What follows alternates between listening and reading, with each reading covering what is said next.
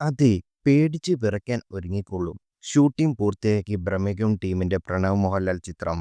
പ്രണവ് മോഹൻലാലിനെ നായകനാക്കി രാഹുൽ സദാശിവൻ സംവിധാനം ചെയ്യുന്ന പുതിയ ചിത്രത്തിന്റെ ഷൂട്ടിംഗ് പൂർത്തിയായി. മാർച്ച് അവസാനത്തോടെയായിരുന്നു ചിത്രത്തിന്റെ ചിത്രീകരണം ആരംഭിച്ചത്.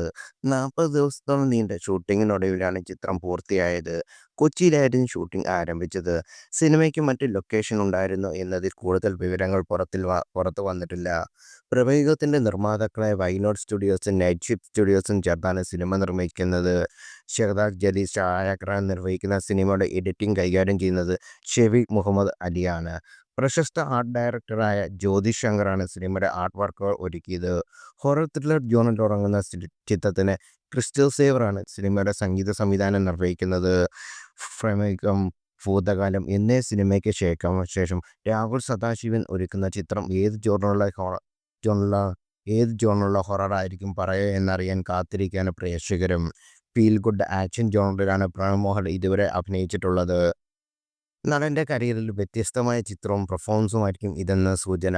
എമ്പുരാനാണ് പ്രണവ് മോഹൻലാൽ ഏറ്റവും ഒടുവിൽ അഭിനയിച്ചത്. സ്റ്റീഫൻ നെടുമുടിയുടെ ചെറുപ്പകാലമായിരുന്നു നടൻ സ്ക്രീനിലെത്തിയത്.